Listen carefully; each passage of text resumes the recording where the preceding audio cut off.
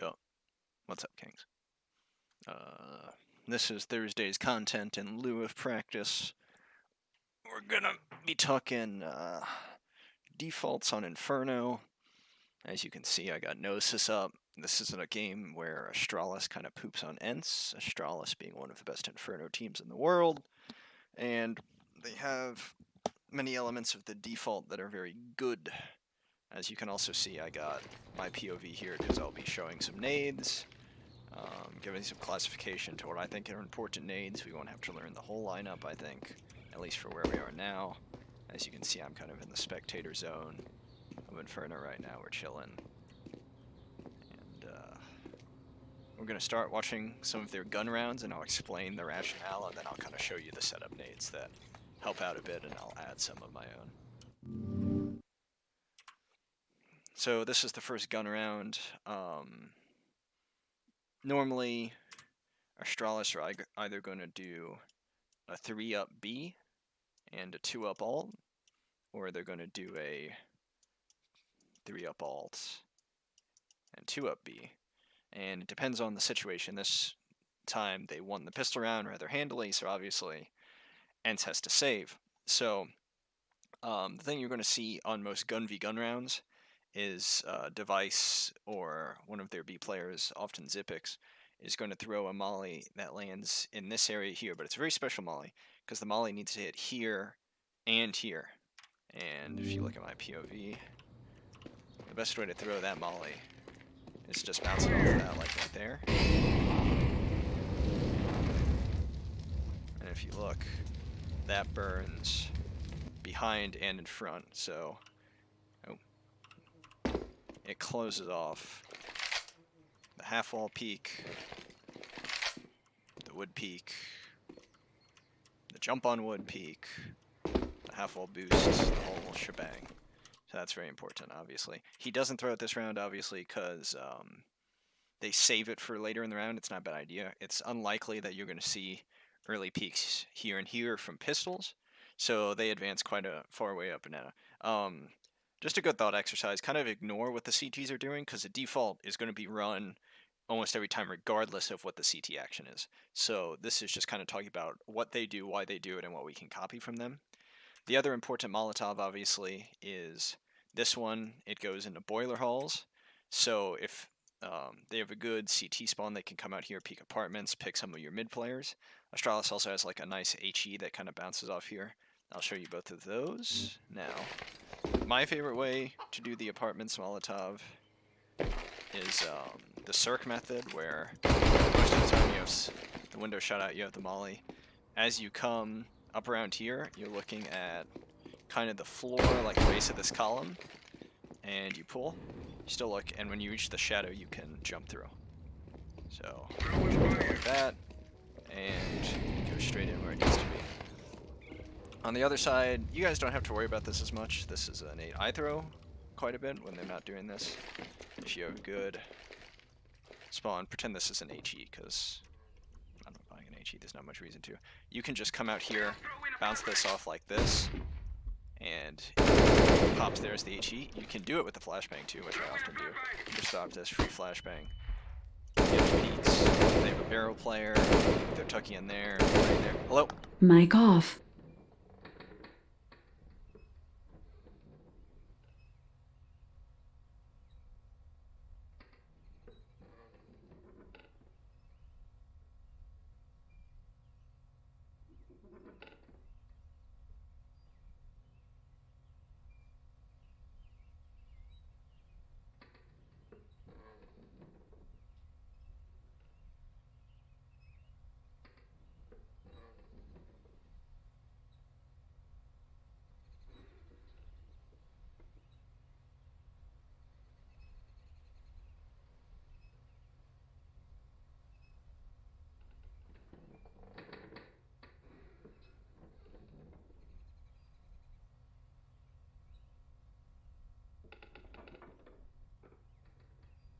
Mic on. Sorry about that. But anyway, as I was saying, this is a very free thing. You can flash for the peak, you can molly it. Right here, right here, right here.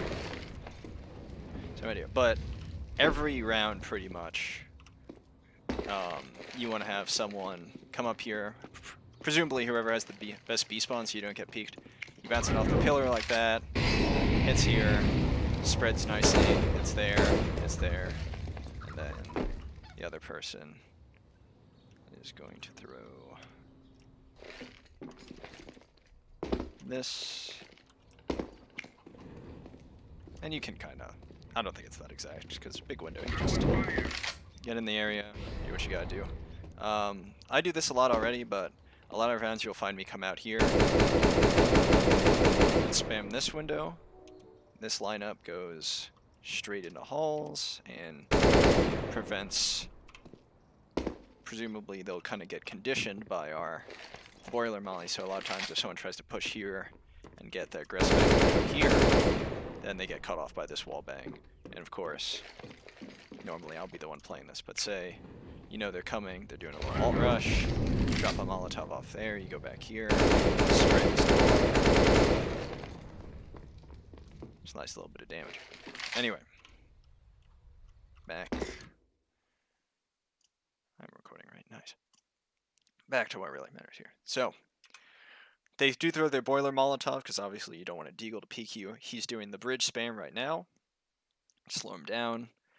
Since this was a B hit, you see one of the players, Dupree, after throwing the molly, immediately goes under. Most of the time when you're pathing between B and A, you want to go Mexico, because when you come out here, you're not visible to anything here. He gets to jiggle peek into mid to get some info. These guys are pushing up. The molly that they normally use there is used to push this corner off, and Device goes and takes good angles. Notice he goes first because he has the AK, and then if he dies, one of them gets the AK, and so on. So very methodical. They clear out close. They clear out this baggage type. He's just waiting. He's checking coffins in this lane. He's jiggling it. Glaive does this. So notice a few things, right? And this is why it's very important for the whole team to buy flashbangs. Zipix flashes over this box for these peaks. Flashes behind for these peaks.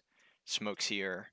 Smokes there. So the flashes actually come before the smoke hits. And that's because you can lurk in the smoke, pop out. Pro CS is a bit different, because say I'm lurking in a smoke, I have a teammate, the teammate pops me out of the smoke, I can get a lot of kills.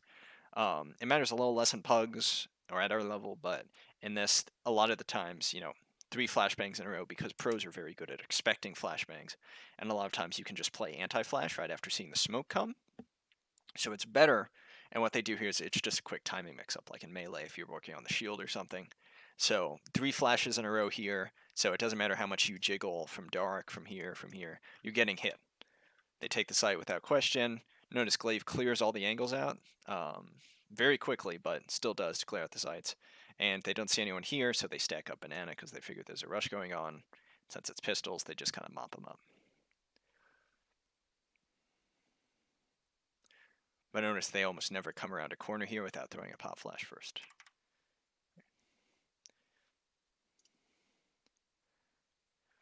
Alright, next gun round. Notice again, it's probably going to be a B hit because they got the Zipix, goes up this path towards bridge. Dupree throws the same Molotov this time. See, there's their top molly. Ents does a counter HE stack. They start off planning a B hit. Ariel has to, if you notice, he doesn't even try to take this path. He knows it's going to be mollied off. He just goes straight to hay carts and comes up through here. Zipix does that spam I was showing you earlier, and Ariel backs off. He doesn't push it. So, same thing as earlier. Device immediately does the close molly. They fuck around a little bit. This is a back molly, so they've isolated this area, right? You see Glaive has a flash. They jiggle, make sure no one peeks once this. Flash in here. They see that flash coming, so they turn around.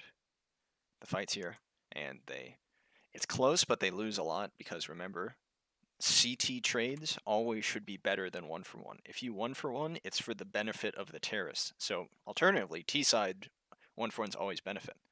So, but if you see here, this was a long flash. They predicted very well. So maybe they heard the pin pulled, immediately turns around, he tucks. None of these people are flashed. Good trade work there. Astralis, despite having insane teamwork, is literally all of the greatest European players there's ever been. Not really, but Quick CT smoke. Notice this is one of the rare times he peeks without a flashbang, gets immediately destroyed. Gives you the idea of the importance of utility. Both are here. Throws a pop flash. Goes through fast in here. This is smart because Sergey doesn't know that he got through because he went in the double smokes. He tried to spam it. He might have caught an eye of him. But what they're doing now is they're isolating like this. So Sergey knows that Ariel can't come through here. But he doesn't know where the other guy is. They mollied him out here. And it's unlikely he'll cross the pillar. So what they did, very smartly, they denied all this information while at the same time making this area uninhabitable. So Ariel still has to stay on A, but he constantly has to worry about his back. So they resmoke CT. That's the call that it's probably going this way. Zipix flashes himself out. Easy kill. Good on Dupree not to retake the fight. Australis loves spamming smokes. They isolate this small area. Ariel knows the smoke's about to get rid of itself, so he pushes up, but he checks the wrong angle. The smoke kind of throws him off, and they clearing him up. So first time we're going to see an A split probably. Notice these two people, they're both going out this path to spawn and lower, which means that one of these three people, probably, let's see, I think Magisk or Glaive. I think Device probably isn't off by now. No, they're preserving their economy.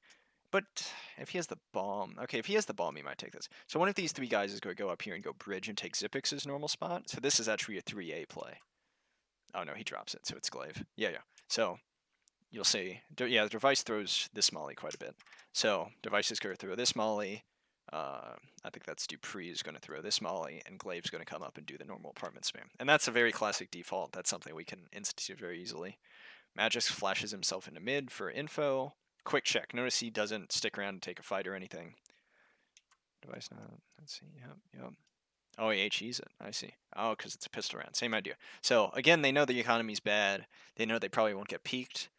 Device throws a quick HE, probably so if someone peeks him, he can wallbang and get a quick kill. And here's the molly again to push off this angle. Glaive doing some extra spam in case they get rushed.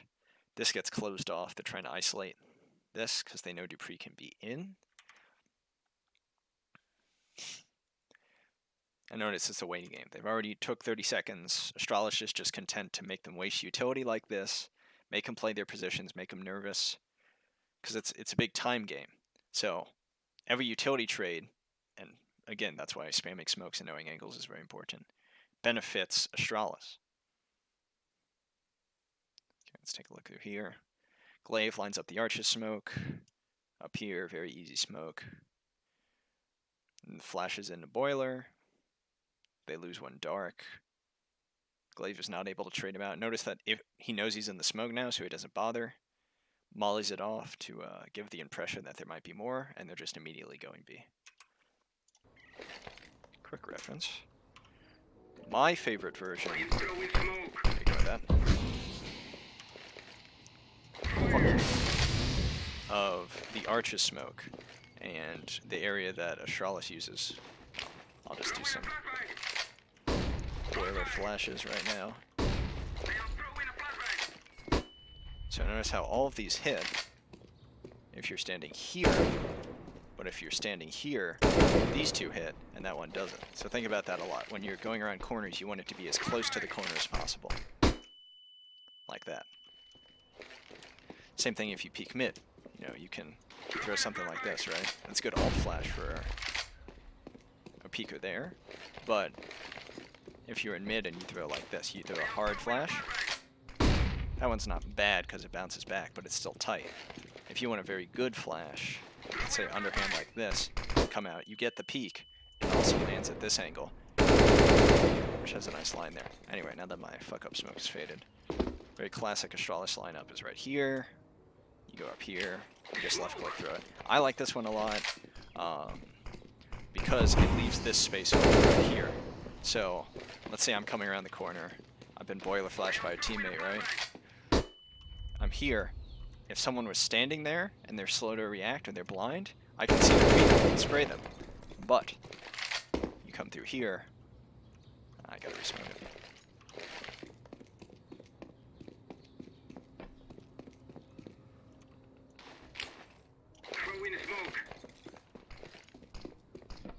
I missed it. Not too bad though. It's pretty forgiving. Come through here, you can't see anything. You back all the way up, you look at the ground. Even though there's a low hole, you can't see anything. Even though if you're in this line, your feet are going to be seen by the attacker. So, just a little play there. Also, another heads up, I've done this with some people, but a very classic thing Fnatic like to do is when they're getting their apartments guy in, instead of making the jump, they'll have a player boost here, and you can silent jump off this person's head onto that balcony without making any landing noise. And then usually they send the lurker up. And if you're lurking in apps, obviously this is the big flash to do, but there's also a good setup. Take the middle of this rug. You line up around these bricks. You throw this. And you can also flash off of it, same idea. But this is a very important apartments lurk smoke, because if you're crouching and you silent walk up, you're invisible to sight, you can clear this balcony. But still, if you get up here, oh, I missed it. It's too smoky.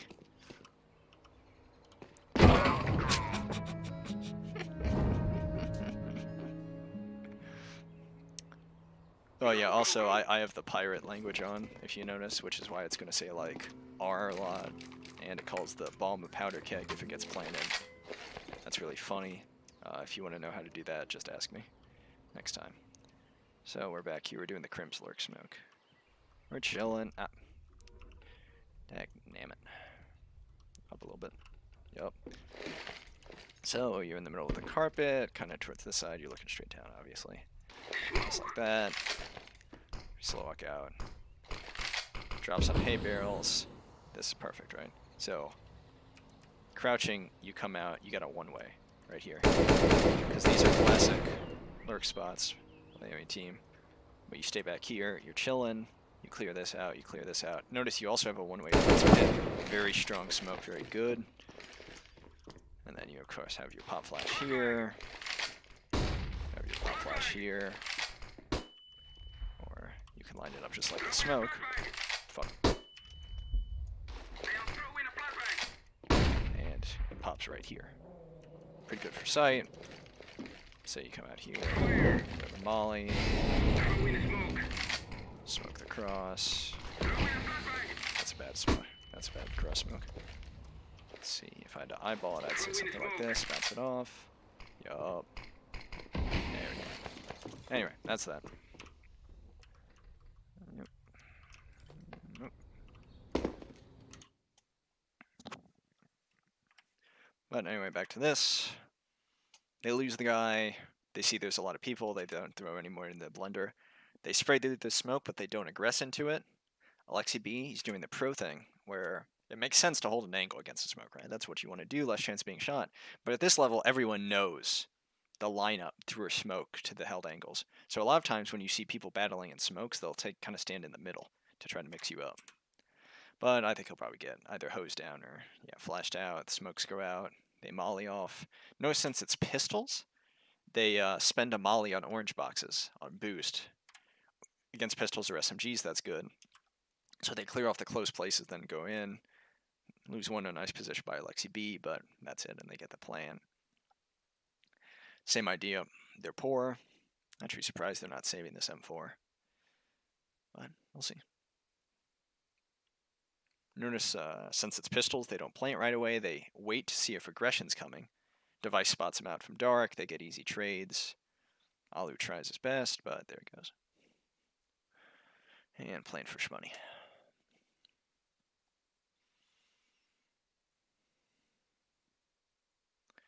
Alright, so we're doing a real aggressive A play this time. Because we got 3 going up all mid. Device going to the bridge position. But I think Magisk went the wrong way. Magisk, you fucking idiot. Obviously, apartment smoke comes out. Not smoke molly comes out. Barrels molly comes out. Classic. Device is doing the bridge spam. Everything is normal in the world. Because everyone has guns again. Glaive, after spamming, giving some illusion of control, is there. He's setting up a smoke. Sees top mid is smoked. Puts the smoke away. Presumably he would have smoked that if they didn't. They're setting up for a Hall's pop here. Device, this is classic. Normally, so he's going to smoke this, because that's the most important smoke for taking the A site. The easier lineup and the one you see advertised a lot is from here, but obviously you're going to get messed up if you do that, so this is a much better nade lineup. And you can, there's a couple important ones, like you can smoke CT from spawn, you can smoke this from spawn, I think you can smoke this from our spawn, so from this area. But most of the important ones are going to be aggressive, so this is obviously a smoke we should know, and I can't remember it off the top of my head now, so we'll of course go to Mahone. Inferno Australis, which is the source of many, many excellent Hey guys, so this video is going to be videos. about how a And Mahone's actually a pretty good player himself, so. Oh, he's probably analyzing the same thing I am. Same game. That's lucky. Oh, here it is. Device is lining it up right now. So what are you pointing at, device? Oh, wait. So he aims left windowsill-ish. Let's come up here. I think he's what, like right here?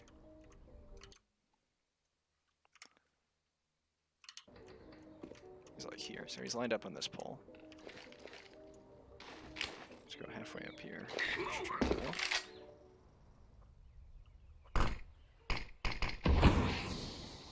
So I need a bit deeper, so that means I'll go higher.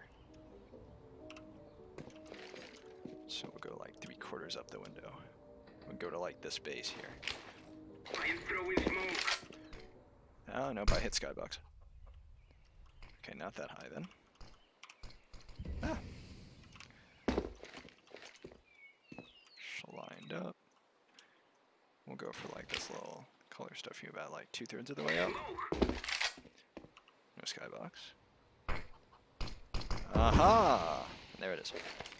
So, probably a little wiggle room most of the time there are. If you mess it up, it just doesn't smoke everything very well. So you just come here, you find these little like thingies, jump them.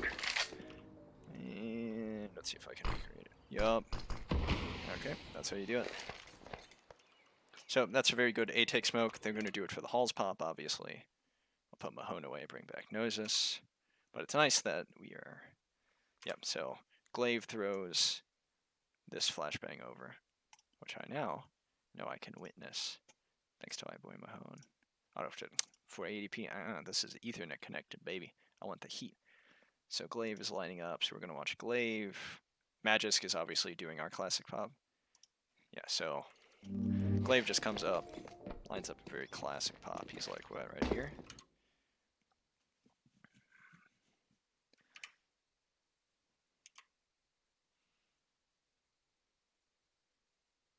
Yeah, so he jumps to find the corner, and then he just throws... No, that's too low. This. Nope, still too low. Did he jump?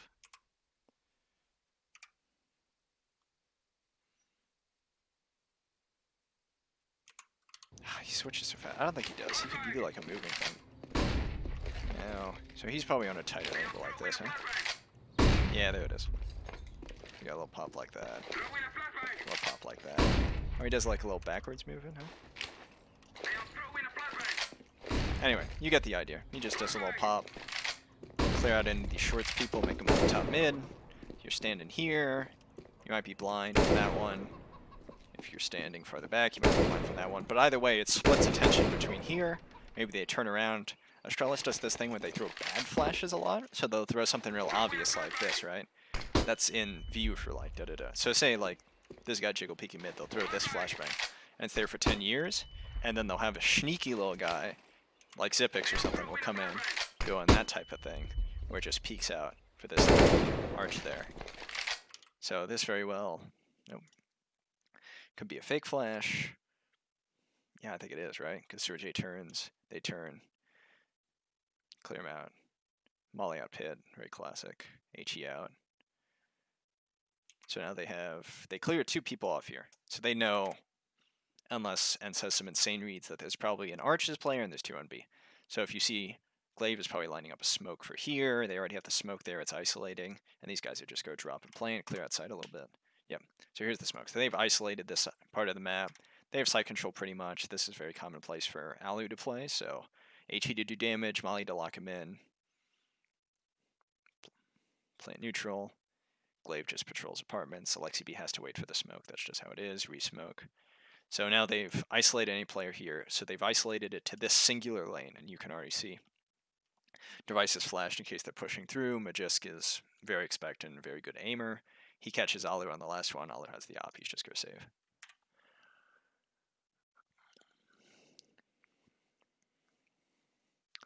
So that is that. Let's go to 6-0. So A execute again? No, no bridge player. So what's going to happen here probably then? I see they wanted the HE stack for mid. Is Dupree's going to drop the molly? Probably going to go under here, right? There's his molly. No, they're staying. They're staying. Glaive knows they have it. Oh, yeah. See, because it's only the op. So they're trying to sniff out the op right now. So Glaive is kind of jiggle peeking around, trying to see if Alu comes up here. Looks like they got around. They're showing here. They're both looking. They might have heard someone. I think they did. Yep, nice. So now they trust no one. So they're already worried about behind, so they move back. He's already spamming the door. Very smart play. These guys just chilling. They forced out. Let's see what they did. Same thing. Molly to force out this angle. Little pop flash over to probably check baggage. And they're just chilling with their man advantage. Glaive checks for the peak. Zivix comes around, gets another nice kill.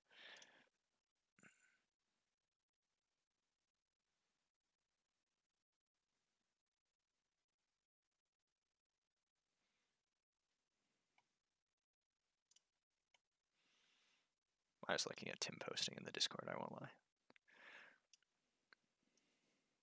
Guess they molly this out. There might be an opera watching. That's an odd molly. I don't know. I'm sure there's some reason for it. They use the smokes to advance. They got this split nice and easy.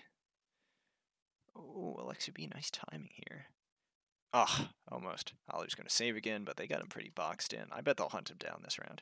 Yeah, see, device clears churches, so they've isolated this part of the map. Soon Dupree will come up, isolate this, and they'll just pincer him.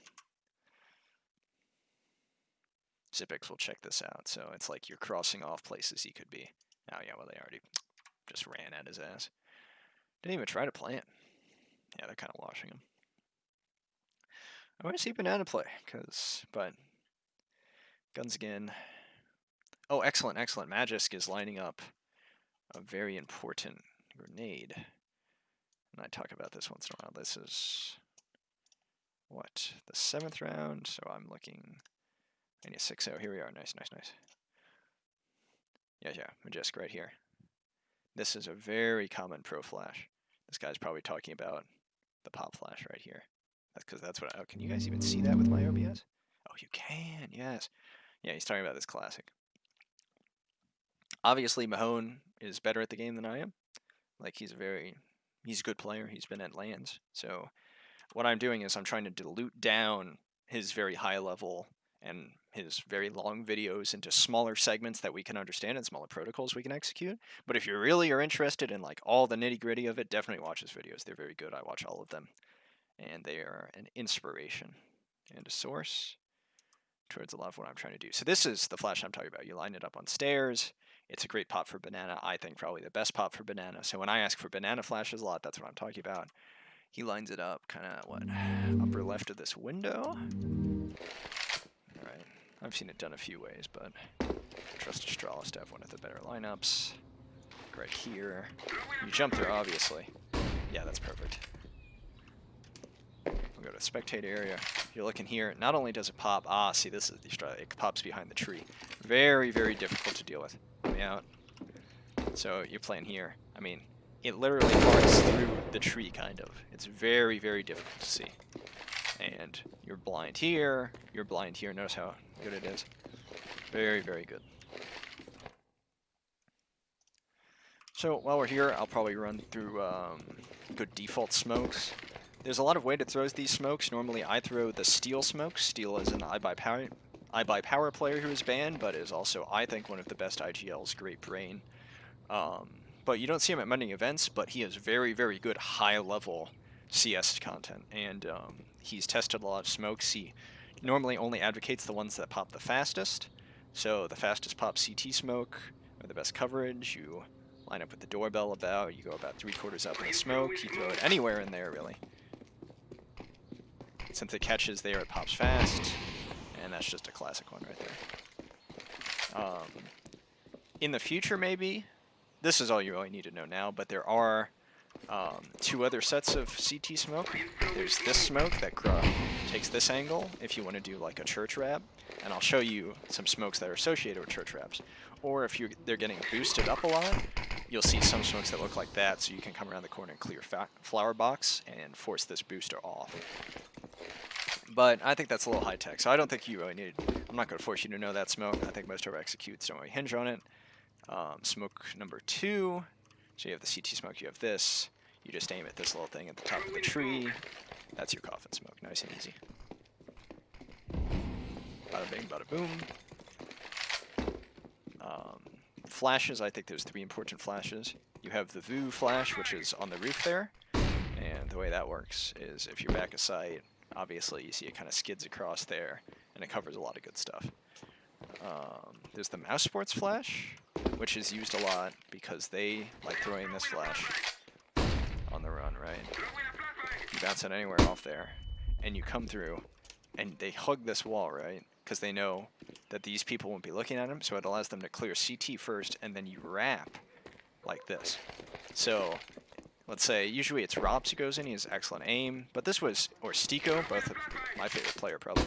So he comes, he hugs this wall, there's like 3 flashes banked off like this, pops right here. So it pops for his CT, right? So any CT player gets popped by it, but it also forces the people back there into hiding. So he comes up, if there's a guy here, he wastes him.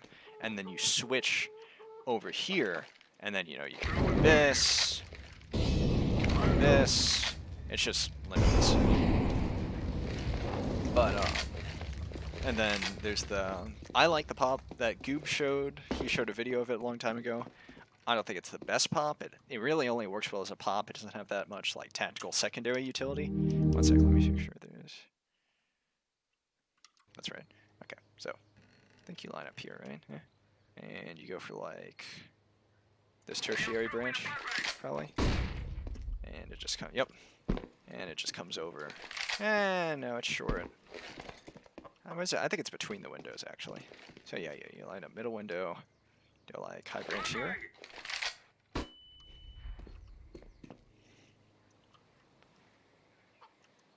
Yeah, that'll about do it. I feel like it'd be better on a lower branch, though. Let me look at this. It has more value on a lower branch. Maybe this one, top of lowers. I think that's the one. Yeah, that looks about right. Let's see. I wish I had ESCA refrag. Yeah, I think it'll blind you there. I might be short on that, though. I'll go watch the video again. But you get the idea. Those are your 3 big flashes. There's 2 other smokes you can know. You don't really have to know them. But there's a lot of cool things you can do here. So you line up kind of middle of here. And the first one is you hit on the second part of this antenna like that. And it bounces off. And that's a nice sight smoke. And now you're asking, Tim, why would I want to smoke sight? Well, this has a companion smoke. This is the one that's hard to remember. Oh, no.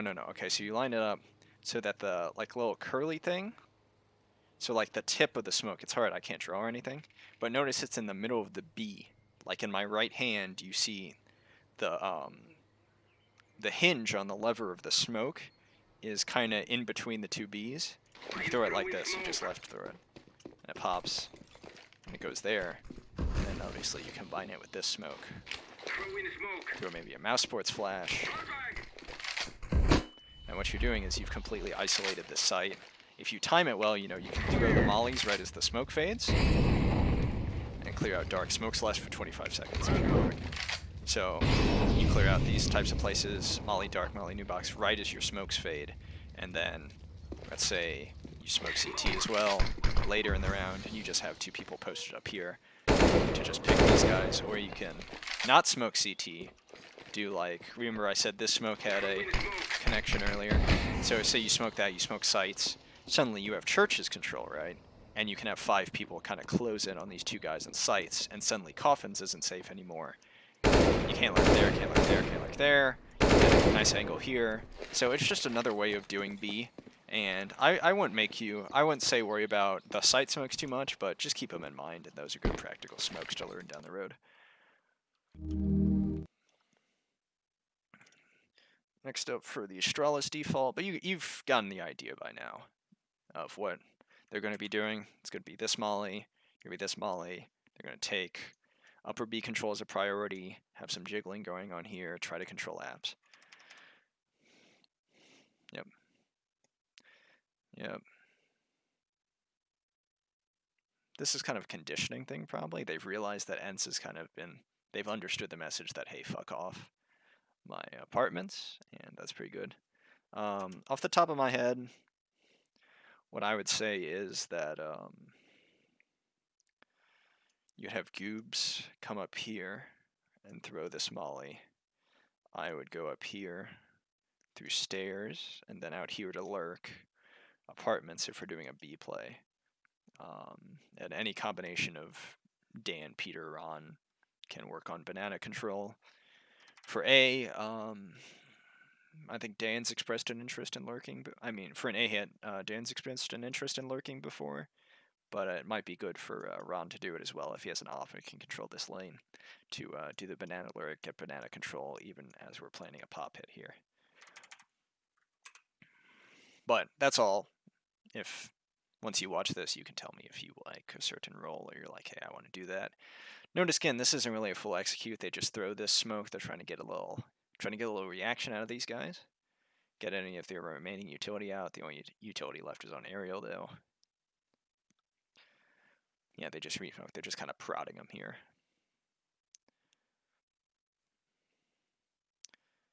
Flashes Dupree in. They double peek this lane together.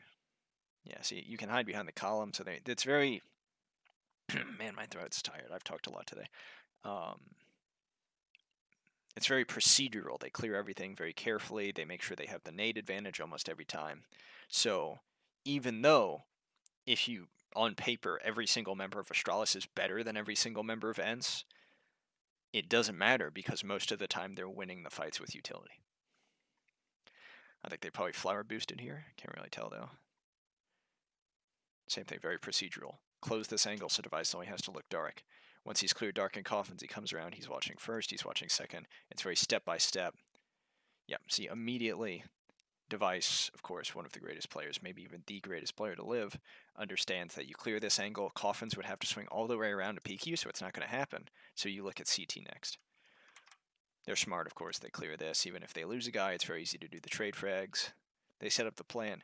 And notice, when Goobs and I talked about, I know you probably have to watch a lot of things, but when Goobs and I talked about it earlier, I said, this guy's dumb for standing here in the post plan. This is what I mean.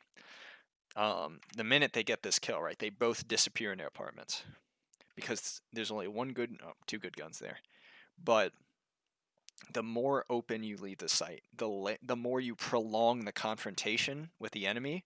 They have to check every single angle. They waste time. And time is a resource when the bomb is planted. So you have to think about that. Same thing when you're playing CT. What Goobs and I were arguing about his position. Time is a resource. So if you take a position that maximizes the amount of time they have to use before they even fight you, and you'll still have an advantage because they have to tap the bomb to get you out, you are wasting their time, and that's just another resource you can take from them. So Zipix is doing a nice range spray. He's got the AUG. Magist wraps around, picks him. So they know there's only one left. He could be saving. Magist spots him. Zipix immediately repositions after his frag. Very, very smart. And he knows there's no time, so he's here to interrupt Sergey. Sergey is also a very good player, so he understands that, but Zipix gets the better of him, obviously has more health.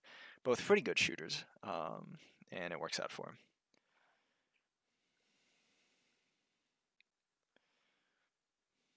Same thing here. 2 up.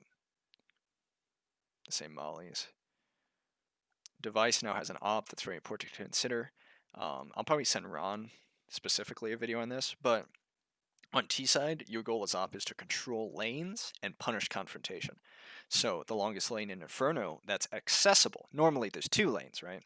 But Astralis has conditioned, and also they keep throwing this Molotov. So this lane is now done. This lane is closed. So there's only one long-range lane here on the map, but it's held by Device, and he's the best opper. He's better opper than Alan. Alan's a very good opper, but he's not Device.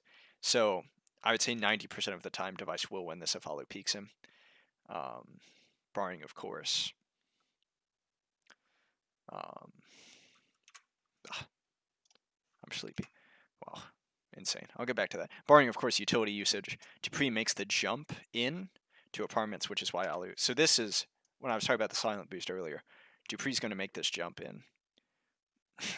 And Ollie hears this, obviously. You always hear it, unless you do the silent boost. And he's watching it.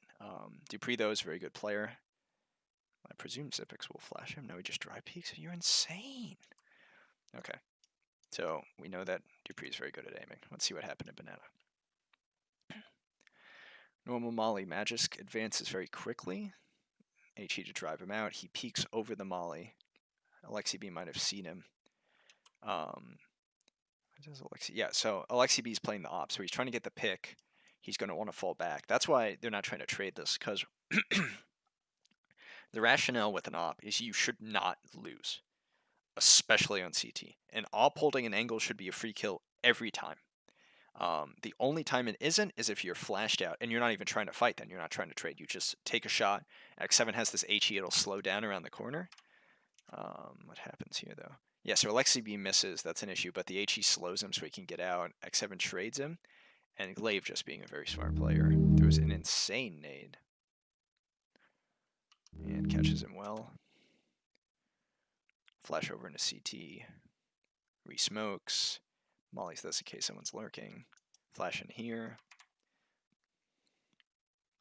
And they just grab no bombs here the whole time.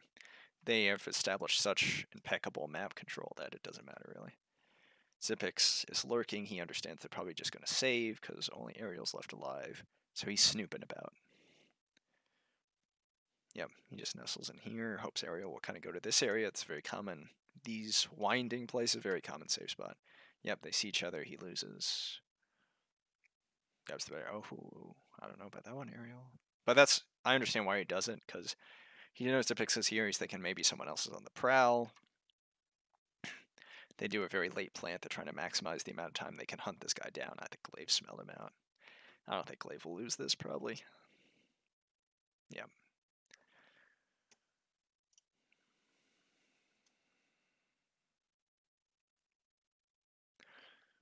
I'll probably do only one more of these, and then I'll go into just an examination of an A hit, because I want to see, so I can talk about...